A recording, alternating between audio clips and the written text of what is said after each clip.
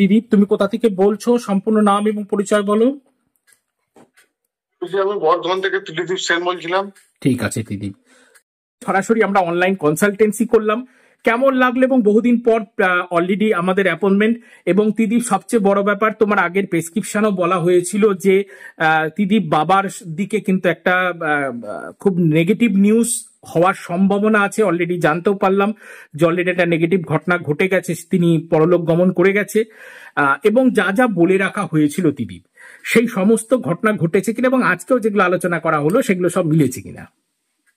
তো মিলবি গুরুজি, এই কথা তো নতুন করে বলার কিছু নেই, কারণ আপনি রেমেডি দিয়েছেন যে আপনার এমনি রেমেডি আর কি চমৎকারকে নমস্কার করতে বাধ্য আর একদম এক্স্যাক্টলি কথা হবে না। এবং ত্রিদীপ, সবচেয়ে ম্যাজিক্যাল একটা প্রেডিকশন যে অলরেডি একটা কুম্ভ মেলা থেকে জলও এসেছে, সেই জলটার কন্টেনারে কোথায় রাখা আছে সেটাও অলরেডি মেনশন করা হলো, এবং একটা চেয়ারের উপর কি কি থাকছে, এবং ওখানে যে তোমার বাবার ছবি রাখা আছে যেই জায়গায়, সেই জায়গায় একটা ওয়ার্ড্রপ নীল কালারের আছে সেটা পর্যন্ত বলে দেওয়া হয়েছে, এবং বাবার মৎস্যমুখীর দিন দুবার মাছ আনতে হয়েছে সেটা পর্যন্ত মেনশন করা হয়েছে।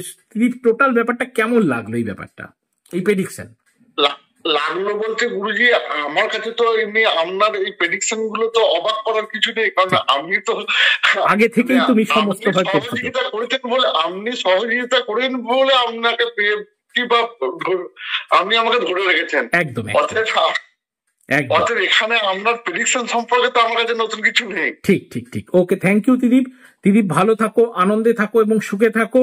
আর 72 আওয়ার্স এর মধ্যে প্রেসক্রিপশন ঢুকে যাবে, সেগুলো সমস্ত ডাইরেক্টলি ফলো করবে। ঠিক আছে ত্রিদীপ।